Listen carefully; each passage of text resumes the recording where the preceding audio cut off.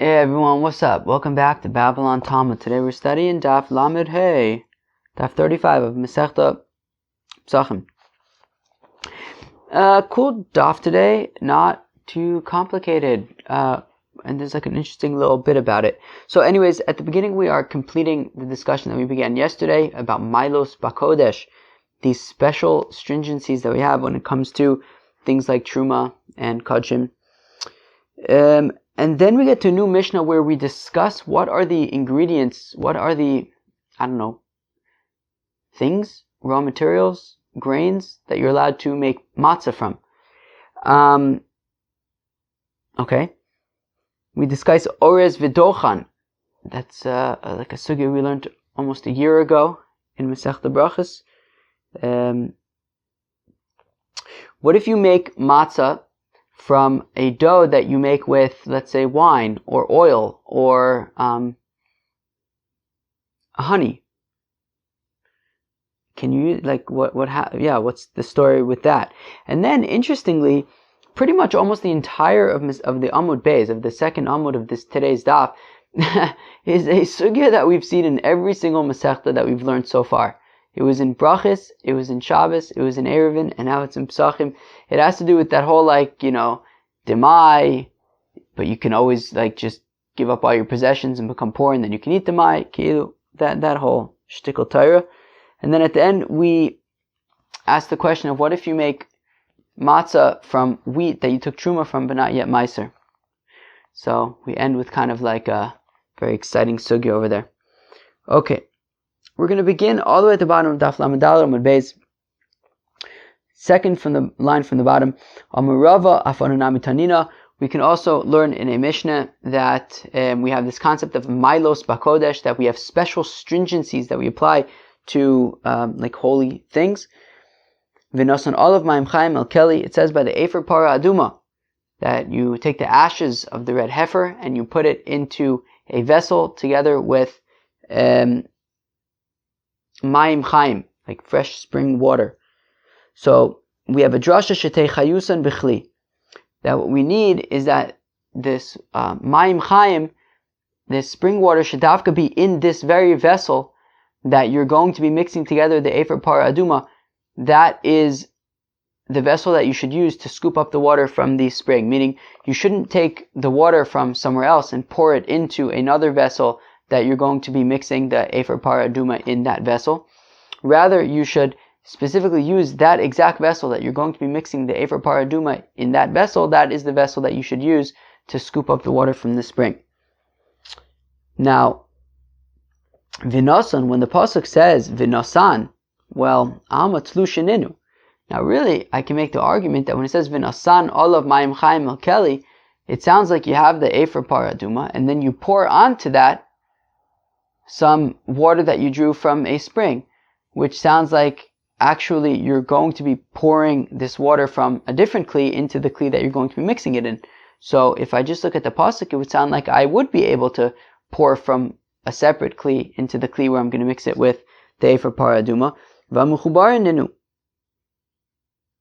Yet we're saying that davka, we need that the water was already there, i.e. to use the kli that you're going to mix them with the ashes in, use that exact kli to get the spring water. So ela maila ochanami maila. Rather, so what's the deal? Like on the one hand, the pasuk seems to be implying that you can use water that was already drew and is in a different kli, and yet we're saying it has to be in the same exact kli that you're going to be mixing it into. Rather, it's a special stringency that the Chacham applied to mechatas, this Para Aduma, ash water. So just like over there were special stringencies, here also in our case, what's our case? Our case is truma. Truma that was tamei, that you planted in the ground. We say that a kohen can eat it because it's a special stringency that we apply to truma. Rav Shimi bar Ashi, afanunami tanina, says Rav Shimi bar Ashi. We also have a Mishnah that says toval ve'ola ochel b'maiser. Okay, fine. If a person was, let's say, a zav, and on the last day that he's a zav, so he goes to the mikvah on day 7 after not seeing any ziva for 7 days. So he goes to the mikveh, and he's of course a tvul yom for the rest of day 7. So ochel b'maiser, immediately after he gets out of the mikveh and he's a tvul yom, he can eat maiser. if he's a Levi. Hayriv Shimsho Ocha B'Truma. Now, if he's a Kohen, as we know, of course, from the first daf of Brachas, that he waits until the evening, and then he can eat Truma, if he's a Kohen, right? So, Tvul Yom would not eat Truma, but if you just wait until the evening, you can eat the Truma. B'Truma in B'Kodshim Lo. Now, he's allowed to eat Truma comes nightfall, but Kodshim, meat of Korbanis, he would be unable to eat until the following day. But Amai, why can't he eat the Kodshim meat immediately? Meaning, why can't he eat the Kodshim meat at night? Why does he have to wait till the next day? At the time that he can eat Truma, he should be able to eat Kodshim. Toru, because after all, he's pure. Elamayla achinami maila. Rather, it's a special stringency that we're applying to Kodshim. So, here also we see that, this Truma that you planted in the ground, the Kohen wouldn't eat because of a special stringency. Amar Rav Afananami Tanina, we also learn in a Mishnah, Ve'abasar, the Rabbis say that when the pasuk says Ve'abasar kol Torah yochal basar, what's the extra? What Rashi says over here is referring to the extra vav. What do we learn from it? So it's coming to say that even wood and even frankincense are able to contract tumah. Eitzim u'levona b'nei itmuye ninu. What do you mean? Why should they get tumah? So elamayla achanami maila. So Rashi says, right, halav ochel ninu. They're not food. So how would they contract some kind of tumah? I think what it means is that, we had learned the other day in the tumah sugya is that, right, what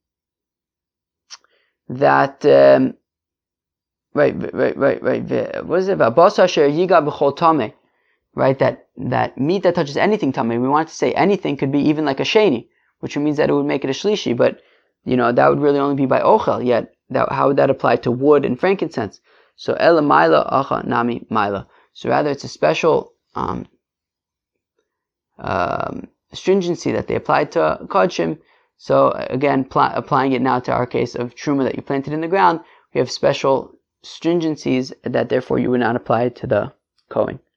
Therefore the Kohen would be unable to eat this truma, even though it was this truma tmeya, even though it was planted in the ground. Fine. New Mishnah. Okay, the following grains a person can use to make chametz. What? To make matzah.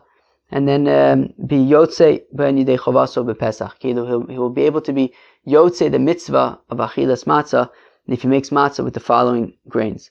Bechitim b'sa'arim b'kusman v'shifon v'shibol shual. Very beautiful. The 5 grains, right? Chitim chameshes mina dagon.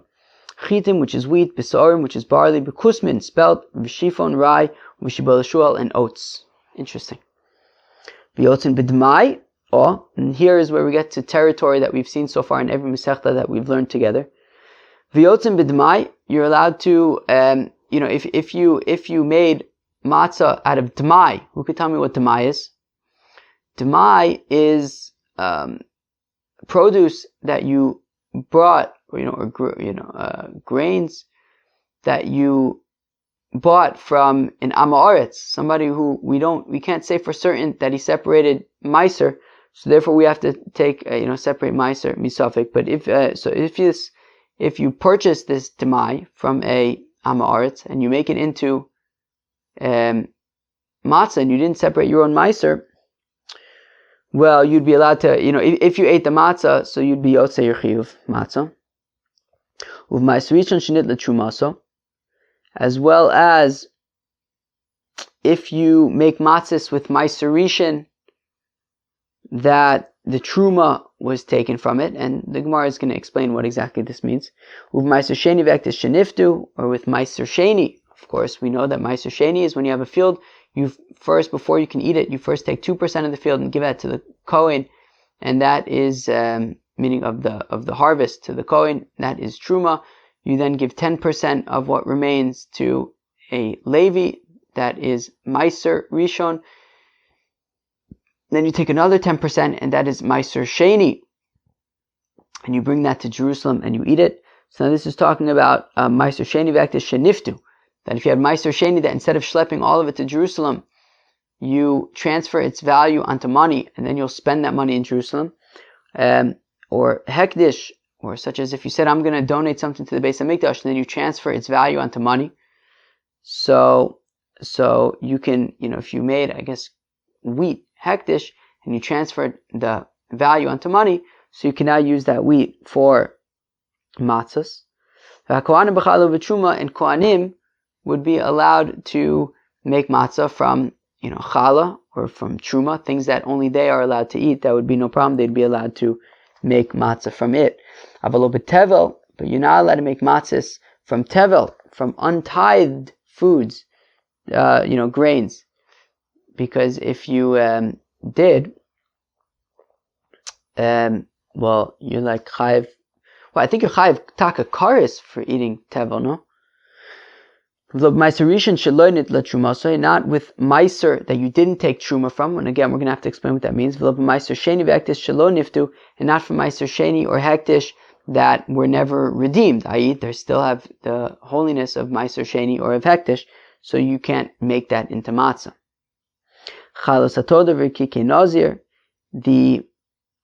The breads for a korban toda, right? Of course, the korban toda was brought with 40 breads, 30 of which were matzah. And the wafers of the nazir, that I think when the nazir is done being a nazir, he brings a whole bunch of korbanis, and that includes these wafers. So if they made these breads for themselves, you're not able to use them on Pesach, but if you made them to sell, then you can use them on Pesach. The Gemara is going to have to explain what that means. Tana, we learn in a brayso, kusmin min chitin, interesting. Spelt, for some reason, is considered a type of wheat. Shibal shual v'shifon min seorin. For some reason, oats and rye are considered barley. Kusmin gulba, okay, spelt is gulba. Shifon dishra, rye is dishra. Shibal shual shvilei taila. And Shibal Shual is what's called Shvilei Taila. Okay, I think it means technically like a fox's tail or something. Okay, sounds beautiful. Hanein orz v'dochan lo. Oh, very nice. So we're saying that tafka, these ingredients, right, wheat, spelt, barley, oat, rye, these you can use for making matzahs, but not orz v'dochan, not rice or millet. Mina hanimile. How do we know this? Amr Shimon ben Lakish, v'chintana dever bishmal, v'chintana dever b'lezer ben Yaakov. Amr kra lo sochal olav chametz. The pasuk says, don't eat with the korban pesach chametz. Shivasam tochal olav matzos. Eat matzos for 7 days. Tvar mabayim lidei chimutz ad mitzibay nidei chavasu b'matzah. Something that will become chametz. That is what you're going to eat. That's what you're going to use for matzahs, right? It says, "Lo sochal olav chametz, shivasam tochal olav matzahs." Right? Don't eat chametz, eat matzah. So we're saying that the juxtaposition is teaching us that when you're making your matzahs, I don't know what I just said, but right, don't eat chametz for 7 days, eat matzahs. So when you make the matzahs, you have to make the matzah of an ingredient of a product that can actually become chametz. Yatsu elu, to the exclusion of rice and millet, she'ein bain lidei chimutz el lidei sirchon, that if you try to make them into bread, they're not going to become bread, they're not going to become leaven, they will become disgusting, apparently. Interesting. Okay. Well, there you have it. Don't make matzahs from rice or millet. Very nice. Now this sounds like it would be unlike Rabbi Yochanan ben Nuri. The Amar Orez min Daganu v'chayavon al chimutzo kares. That Rabbi Yochanan ben Nuri says that rice is a type of grain, and if it becomes chametz and you eat it on Pesach, you'll taka b'chayav kares. Titania, as we learn in the Brayso, Rabbi Yochanan ben Nuri oser ba'orez v'dochan. That Rabbi Yochanan ben Nuri says don't make some kind of a dish with rice or millet flour on Pesach, because it's close to becoming chametz. Now the Gemara wants to know, what does it mean that it's close to becoming chametz? They ask, when it says that it's close to becoming chametz, does that mean that like it actually becomes chametz? Or maybe it just means that rice and millet can become close to becoming chametz, but they don't actually become chametz. So Tashma coming here, the Tanya that we learned in the Brisa, Rabbi Yochanan ben Nuri says, Rabbi Yochanan ben Nuri, Orez min daganu, that rice is a type of grain, v'chayav nachimutzo kares, and if it becomes chametz, then you're chayav kares, v'adam yotzebo, yidei chavasu b'pesach, and a person can make matzah and satisfy his obligation to eat matzah with rice bread. And similarly, Rabbi Yochanan ben Nuri Omer, and similarly, Rabbi Yochanan ben Nuri would say, Karmis chayeves bechala, that this kramis product, you have to separate chala from. Okay, my kramis, what's kramis? Omer Abaye shitznisa. Says Abaye, it's taka shitznisa. My shitznisa. So what's shitznisa? Omer Papa shitznisa. Dimishtakha ben kanisa. Very beautiful. So they want to know what shitznisa is. They say, oh, it's taka shitznisa. But I guess it's some kind of shitznisa that comes by, that's found by poppies. Okay, very beautiful. But what do we learn from here? We just learned that there's a machlokas regarding rice and millet. Are you allowed to make matzahs from flour from rice and millet? We saw that Rabbi Eliezer ben Yaakov says that you would be not allowed to make matzahs from rice and millet because it wouldn't actually become chametz. Whereas Rabbi Yochanan ben Nuri says that rice and millet are considered grains, and therefore you would be able to make matzah from it, and if it becomes chametz, you'll be chayiv kares. Very beautiful. Omar Rabbi Bar Bachana Omar Ish Lakish, or Isa Sheni Losha B'Yayin V'Shemen Udvash. Very beautiful. If you have a dough that was kneaded with wine or with oil or with honey, in chayavin al chimutza kares. Very interesting, right? If you have dough that was made with wine or oil or honey, you won't be chayiv kares for eating that on Pesach. Meaning it wouldn't be considered chametz that you'd be chayiv kares for. Yosef Rav Papa Rav Huna Breda of Yeshua Kami Davidi Bar Oven. So Rav Papa and Rav Huna Breda of Yeshua were sitting in front of Ravidi Bar Oven. Yosef Ravidi Bar Oven become Misnamnim. And Ravidi Bar Oven was sitting over there and he was dozing off. Omer Rav Huna Breda of Yeshua Rav Papa. Now Rav Huna Breda of Yeshua said to Rav Papa, my time of the Rish Lakish, how come Rish Lakish says that if you knead a dough with oil or with wine or with honey, you won't be chayiv kares in terms of it being chametz? Omerle. So Rav Papa says to Rav Huna Breda of Yeshua, Damar Kra. Well, because the pasuk says, Lo sochal olav chametz v'chulei. Don't eat chametz. Dvarim she'adam yotzei b'en yidei chovaso b'matzah chayavan achimutzo kares. Right? Meaning it says, Lo sochal olav chametz shivas yom tochal olav matzahs. Right? Don't eat chametz. For 7 days eat matzah. So what we want to learn from there, says our Papa, is that that only something that you can use to make matzahs, well, in that case, if it becomes chametz, then you'll be chayiv kares. V'ha, and this, when it comes to dough that was kneaded with oil or with wine or with honey, since a person is unable to use this matzah, and if you make this dough with oil, with wine, or with honey, and then make matzah out of it, you would be unable to use that for matzah, to satisfy your obligation. Davile matzah ashira, because it's wealthy matzah. And therefore, you're not going to be chayiv. If it becomes chametz, you won't be chayiv kares. This is what's called matzah ashira, wealthy matzah, meaning matzah, of course, the pasuk says lechem oni, poor man's bread.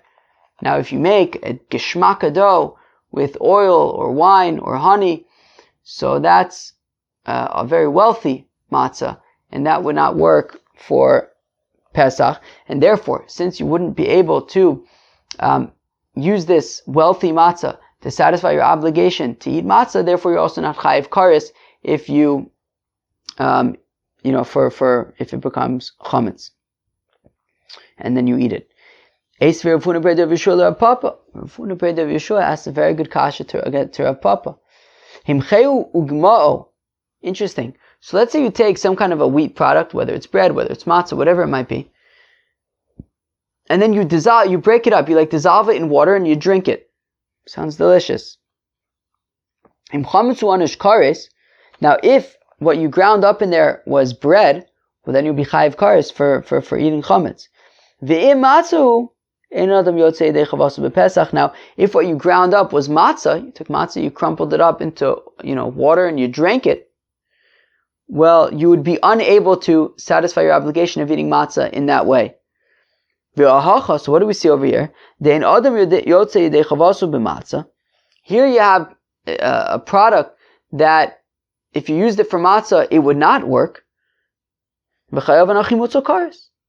And yet we're saying that you chayev kares if it's chametz, right? So meaning on the one hand, we said that when it comes to wealthy bread, since you would be unable to take a dough and knead it with oil or wine or honey and make that into a matzah and use it to satisfy your obligation of eating matzah. So since you can't use it to satisfy your obligation of eating matzah, you're not going to be chayiv kares if you, if it becomes chametz and you eat it. But one second, here we have this, if you take some matzah and you break it up into some water and you drink it, you won't be yotzei your chiyuv of eating matzah. So I would therefore assume that if I did the same thing with chametz, I shouldn't be chayiv kares for eating chametz. What do you guys think? Well, Ravidi bar Oven woke up. Amrlu, and he said to them, Dardake, whippersnappers, hainu time of the Rish Lakish. This is the reason why Rish Lakish says that dough that was kneaded with wine or oil or honey, you are not chayiv kares if it becomes chametz. Hainu time of the Rish Lakish, mishum dehavalu mei peris, because wine, oil, and honey are mei peris, fruit juices. Mei peris ein machmitzin, and fruit juices do not make things chametz. And therefore, the reason why Rish Lakish is saying that you would not be chayiv kares for eating this chametz is because it actually isn't chametz, because the wine, the oil, and the honey are fruit juices, and they won't actually make it chametz. So that's why you're not chayiv kares. Very interesting stuff. So now the Mishnah had said that if you make matzahs out of demai, out of grain that you purchase from an am haaretz, and therefore you can't be certain that meiser is separated from it. So that's what demai is. So we say if you make matzahs with flour of demai, you could be yotzei with them. But demai, halo chazile. Right? Now this, basically for most of the rest of the page, we're now going to be seeing gemaras that we've seen in every Masechta that we learned so far. So halo chazile. How can you make matzahs out of demai? You're not allowed to eat demai.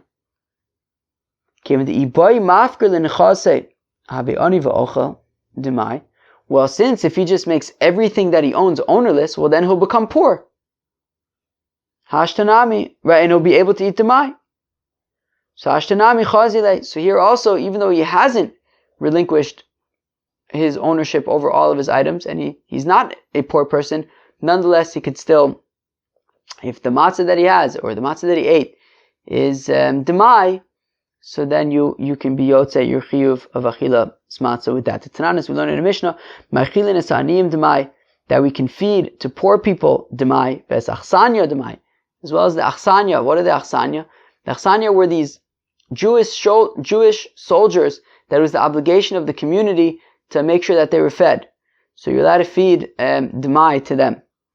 Amr Rav Huna, and says Rav Huna, Tana, we learn in the price of Beishamai Omrim, says Beishamai, Ein ma'achilin es aniyim demai ves achsanya demai, that we do not feed to poor people or to these soldiers demai. Beisil says that we do feed to poor people and to the Jewish soldiers demai. So we see that since poor people can eat demai, so theoretically anybody can just make themselves poor, give up all their possessions, they'll become poor, and immediately they can eat demai. So since it's within reach of everybody to theoretically be able to eat demai, so if you made matzahs out of Demai, you could be Yotzei your Chiyuv with them. Interesting. Ma'aser Rishon shenit l'trumaso. So if you have Ma'aser Rishon, right, meaning you had a field, you harvested it, you took 2%, and you gave it to the Kohen, and now you take another 10%, and you give that to a Levi. So Ma'aser Rishon shenit l'trumaso, right? Ma'aser that you gave to the Levi that you had already taken off the Truma. So Pshita, obviously you'd be allowed to use this wheat for a matzah, or this grain for matzah. You did everything like you should. You gave Ma'aser, you gave Truma. They came Chinad l'Trumasa, Chulin Ave. If you have Ma'aser that you took the Truma, it's just Chulin. Of course you can make matzahs out of it. So lo tzricha shekdimo b'shibolim. No, what this is talking about is you have a Levi and a shekdimo b'shibolim, meaning you have a Yisrael, you have some guy who owns some land, some farming land, and he had a whole bunch of wheat, and he harvested the wheat, and it was just kind of lying on the ground. He hadn't yet organized it into a pile and then flatten the top of the pile. He hadn't done that yet. It was just kind of lying on the ground. And the Levi says, you know what? I'm going to chop a rind. And he goes over to the field and he collects 10% and takes his Ma'aser. The thing is that the Kohen had not yet come to take the Truma. Now, of course, a Levi, when he gets Ma'aser, he then needs to take 10% of his Ma'aser and give that to the Kohen, and that's what's called Trumas Ma'aser. And until the Levi gives 10% from the Ma'aser that he got to the Kohen, he's not allowed to eat that Ma'aser. It's Tevel. He needs to separate 10% and give that to the Kohen. So v'nadlei menu Trumas Ma'aser. So the Levi did that. Okay, so first he went to the field before it was harvested. No, it was harvested, but before it was organized into a pile. He took 10%. That's his Ma'aser. And he also even took 10% of what he took, i.e. Trumas Ma'aser, and he gave that to the Kohen. However, v'lonot leimenu Truma Gedola. However, he still never took the Truma Gedola, right? Remember, this Levi went to the field to chop a rind before the Kohen managed to get there and take his Truma. Which means that the Levi is now taking 10% of the field that no Truma has been taken from. And then the Levi comes and he separates 10% like he has to do in any case. That's what's called Trumas Ma'aser, and he gave it to the Kohen. But he never actually took that initial Truma that had never yet been taken, what's called Truma Gedola. So that's what we're talking about in the Mishnah. That in this case, where the Levi took his Ma'aser, and then he separated Ma'aser min a Ma'aser, and gave that to the Kohen, but he never separated 2% of what he took to give to the Kohen because he took it before the Truma was taken. Uchad Rabbi Abo, and it's like Rabbi Abo, the Amr Rabbi Abo, Amr Rabbi Shimon ben Lakish, Ma'aser Rishon shekdimo b'shibolim. In this case, where you have Ma'aser Rishon, that the Levi came and chopped the rind while the wheat was just kind of lying there in the field before it was put into a pile, and Truma Gedola was not yet taken from it. So Pater mi Truma Gedola, the Levi does not need to separate Truma Gedola and give that to the Kohen. Shneimar, as the pasuk says, "Vayimosim mimenu Trumas Hashem," that the Levi needs to take from his Ma'aser Truma to Hashem, meaning to give Truma to the Kohen. And what is that Truma? Ma'aser min a Ma'aser. He has to give 10% of the Ma'aser that he took. He gives that to the Kohen. Now says the Gemara, Ma'aser min a Ma'aser amarti lecha v'lo Truma Gedola v'Trumas Ma'aser min a Ma'aser. That the pasuk is saying that the Levi just needs to take 10% and give that to the Kohen, but not 10% plus also whatever Truma Gedola, was not yet taken at the time that he took his Ma'aser. He doesn't need that to make that up and give that to the Kohen. So Papa said to Abai, Elamiata, if that's the case, that the pasuk says that the Levi only needs to give Trumas Ma'aser, but not also Truma Gedola. But if that's the case, how come we're saying that in order for the Levi to be pater from giving Truma Gedola, he has to dafka chaparain before it was put into a pile? But who cares? Even once it was put in a pile, still the Levi should not have to give Truma Gedola, since the pasuk says Meiser Min HaMeiser, not Truma Gedola or Meiser Min HaMeiser. So Amarle, so Abaye responds, Alecha Amar Kra, about you the pasuk says, Mikomat Nosechem Tarimu is called Trumas Hashem. There is another pasuk that says that from all of your gifts you have to take Truma to, all of the Trumas of God. Meaning that it's not enough to just take Truma, to just take Meiser Min HaMeiser, you also have to take Truma Gedola. Meaning, there is a case where we can apply Meiser Min HaMeiser and Stavka Meiser Min HaMeiser and not Truma Gedola as well. But then we have another pasuk which says, Mikomat Nosechem Tarimu es Trumas Hashem, that from all of your gifts you have to give Truma, which we're saying means that in addition to the Meiser Min HaMeiser that you have to give to the Kohen, you also have to make sure that Truma was taken as well. And if it wasn't, then you're going to have to give the Truma to the Kohen in addition to the Meiser Min HaMeiser. So we say that when the Levi Chapterain, before the wheat was made into a pile, so then we apply the first pasuk and say that all the Levi has to separate is Meiser Min HaMeiser, but not also Truma Gedola.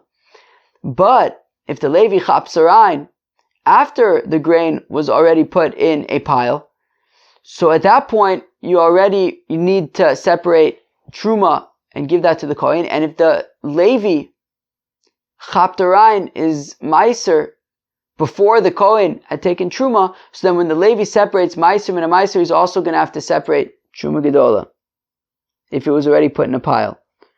Umara Isa, now the Gemara asks for Papa, Umara Isa, how come Yudavka applying that when it's pre-pile, so then the Levi would not have to separate Truma Gedola, and once it's already been put in a pile, then he would have to separate Truma Gedola. Maybe it's the other way around. That when it's not in a pile, he would have to separate Truma Gedola, and when it is in a pile, he wouldn't. So the Gemara, Abaye answers, Hai idgan, Bailo idgan. Well, because once it gets put in a pile, it's what's called dagon. And once it's dagon, it's going to be chayiv in Truma. But before it's been put in a pile, it's not yet called dagan. It's not yet called, grain, dagan.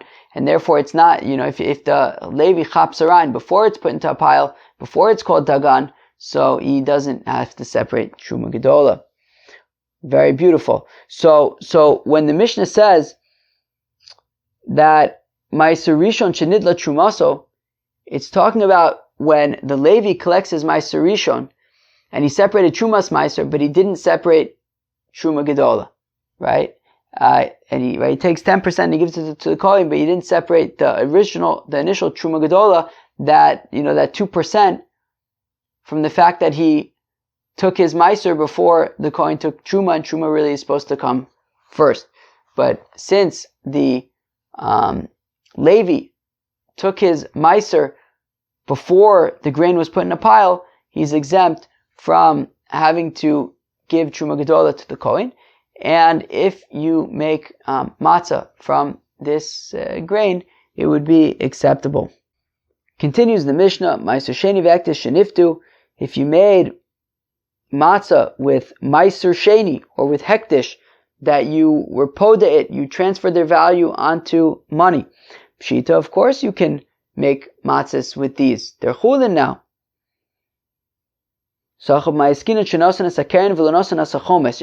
Interesting. So when you redeem Meiser Sheni, or when you redeem Hektish, so in addition to paying the principal, you have to pay Chomesh, which is 25%. L'maisa, that's a whole bunch. L'maisa, 25% is a lot. Meaning, you have all this Meiser Sheni, and you want to just be poda it onto money, and you have to pay an extra 25%. That's like a pretty hefty fee. Almost feels like, it's like a bank transfer fee. Yeah, they can really add up. So Pshita Achav Ma'askinan Shenosan Es HaKeren V'Lonosan Es HaChomesh V'Komash Milan De'en Chomesh Ma'akev. And so this is talking about, so the Chiddush over here is that you had Meiser Sheni, you had Hektish, and you redeemed them onto money, but only the principal. You didn't add the 25%. And we're saying that nonetheless, the matzah would still be acceptable because this 25% is not me'akev. It doesn't mess things up. Kohanim are allowed to make matzahs from their challah or from their truma, things that only they, gifts that they get that only they're allowed to eat.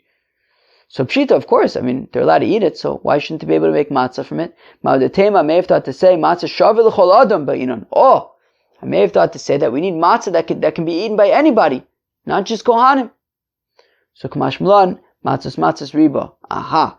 So what the Mishnah is saying is that since it says matzahs twice in the pasuk, it's coming to include. What's it coming to include? Even challah and truma for a kohen, right? What does this mean? Matzahs riba. So if we look at pasuk, so we have a pasuk here that says,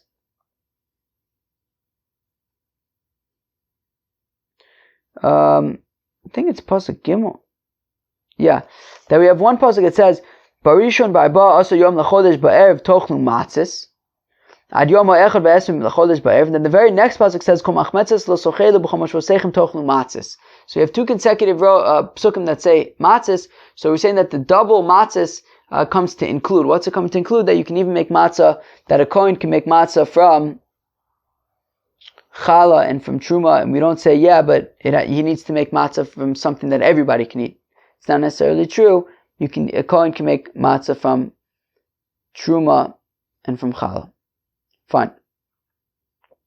Avalo b'tevel. We say, okay, you're not allowed to make matzah from tevel. Shita, of course you can't make matzah from tevel. You're like chayv karis or something if you eat tevel.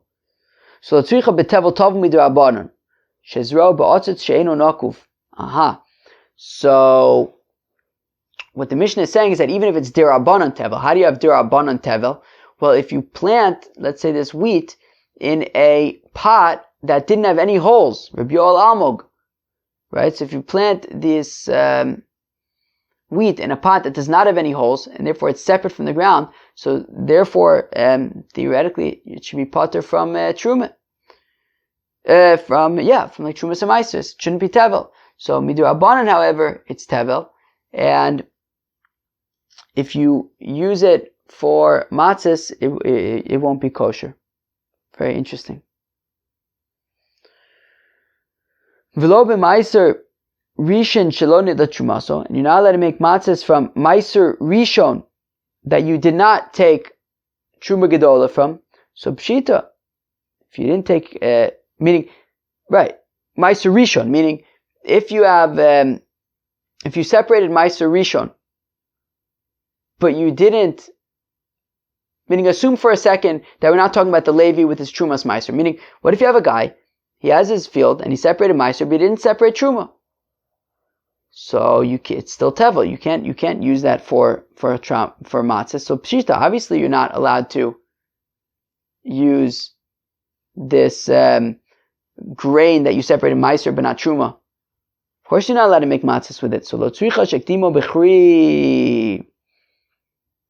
No, this is talking about a similar case to earlier, where the Levi came to take his meiser, but this time he took it when it was already in a pile, and then he separated from the meiser that he took trumas meiser, the 10% to give to the kohen, but he did not separate truma gedola.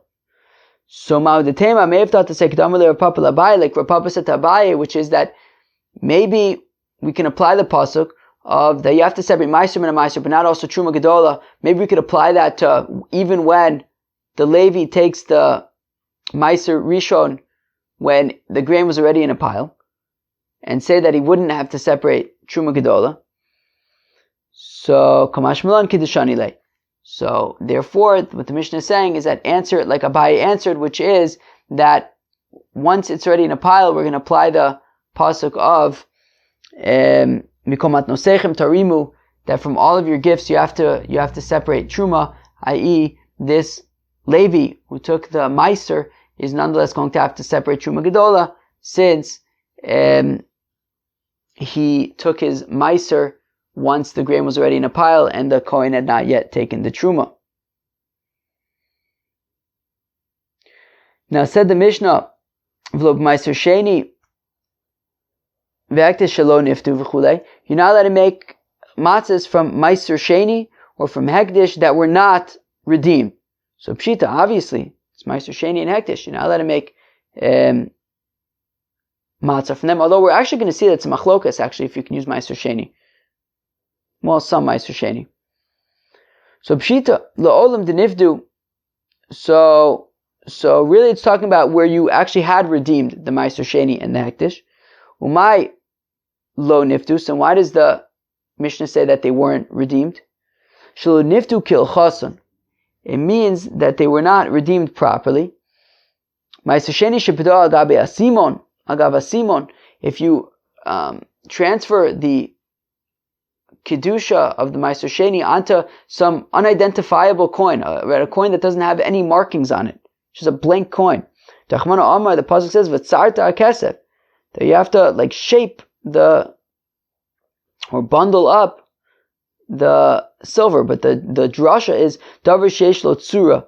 It needs to be a proper coin that has a mint on it. Not just a blank coin. You can't transfer Meiser Sheni onto a blank coin. It has to be a real coin. So v'hektish shechilelo agabe karka, as well as if you have hektish and you transfer its holiness onto property. That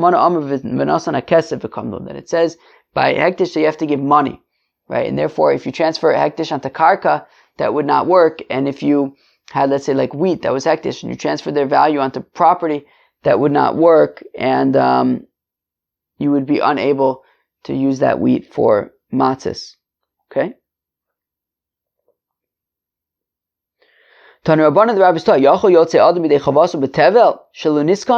Is it possible that a person can be yotze, is chiyuv of eating matzah with matzah that was made from tevel, that no tithes were taken from it? What do you mean? Kotevel nami alo iskan. What's so special about here? All tevel you haven't taken any tithes from. So tevel shelo niskan kol tzorko. No, what we're asking is, can you be yotze, your chiyuv of eating matzah, if you made it from grain of tevel that was not completely tied? It was somewhat tied. Shenala mimenu truma gedola, that you started the process by separating truma.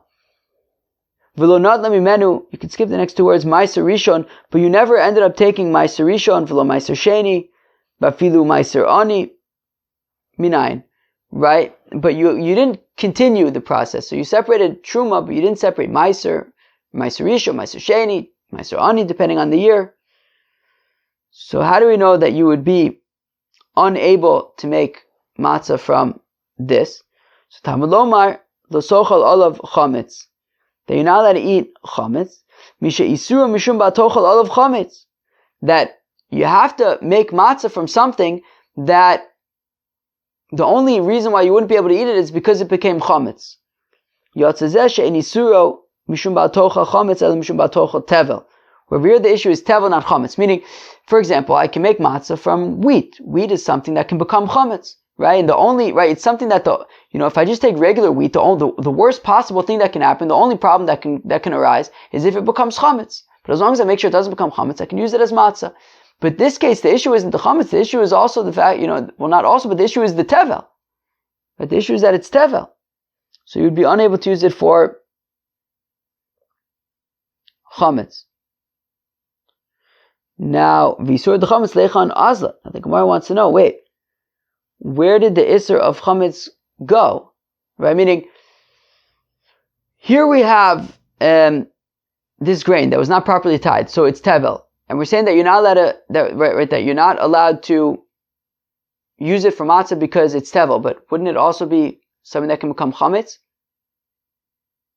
Right, meaning we're saying that it's something that the only possible isser that can come from it is chametz, and here it's tevel. But isn't it also what happens to the fact that it could also potentially become chametz? So Rav Sheshes Hamani Reb Shimoni. So this is Taka Reb Shimon, the Amr ein isser chalal isser, who says, well, you can't have one isser applied to another isser, and therefore, if the issue over here is that it's tevel, we wouldn't also apply the fact that it could become chametz. The Tana is we learn in a brayso. Reb Shimon Omer says, Reb Shimon ochel nevela b'yom kippurim. Oh, if somebody eats nevela on Yom Kippur, right, non-kosher meat on Yom Kippur, potter. He's going to be potter for the fact that it's Yom Kippur since it's nevela, because you don't double up isurim. Ravina Omer says, Ravina afilu temer rabbanon. You can even say that it is the rabbis, meaning the rabbis who say that you can apply multiple isers. So then why are we saying davka tevel over here? What happened to chametz? So mishaisuru mishum ba'tochal chametz bilvad, meaning to make matzah you have to use something that the only potential issue would be chametz. Yotzazeh, to the exclusion of this, she'en isuru mishum ba'tochal chametz bilvad, ela'af mishum ba'tochal tevel. That the issue wouldn't be just that, you have to be careful not to be eating chametz, but in addition to chametz would also be the fact that this is tevel. So you'd have two things. Therefore it wouldn't work. But then the Gemara says, Mida b'vad ksiv. Does it say anywhere over there, bilvad in the pasuk? No, it doesn't. Therefore it would make more sense to say like Rav Sheshes, that in Isser Halal Isser, and therefore we'd only be concerned with the tevel in this case, we wouldn't be concerned with the chametz. Okay, so don't make matzahs out of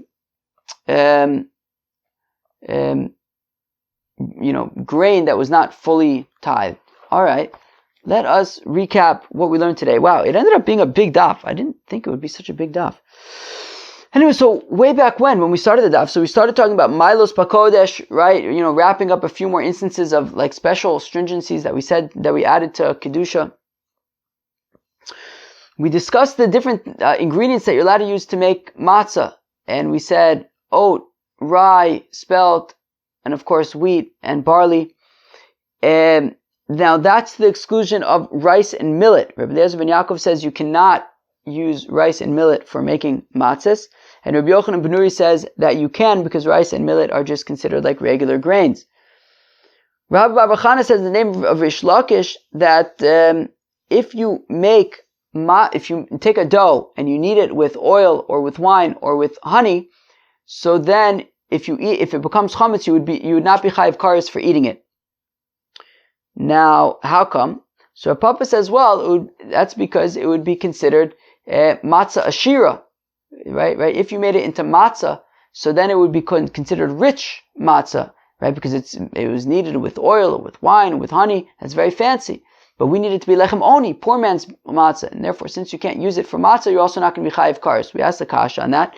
And therefore, Rav Idi Bar Oven said that it's actually talking about, no, since wine and oil and honey would be considered meiperos, fruit juice, and the meiperos wouldn't make into chametz, therefore you wouldn't be chayiv kares. Then we got into all those sugyas that we have seen already in brachas and Shabbos and Eruvin already, about all these different things that you can or cannot use for making matzah. And then we talked about at the end, what if you make matzah with this like grains that you separated truma but not meiser or meiser rishon, meiser sheni, meiser ani. So if Shesha says that the issue over there is that in isser halal isser, right? That basically you have to make sure, right, when you make matzah, you have to make matzah with something that the only possible thing that can go wrong is that it becomes chametz. Whereas over here, the issue is that it's tevel, right? Right? And we're only focusing on the tevel because in isser halal isser, you don't double up on isurim. And therefore, since it's tevel, we're going to focus only on the tevel, not on the chametz. Whereas Ravina says that what the drasha is that you have to make matzah with something that the only isser is chametz, whereas over here it's not just chametz, but it's also tevel. Okay, but we said that's not necessarily a good shot. Well, that was Daf Lamed Hey. I hope you enjoyed. Peace.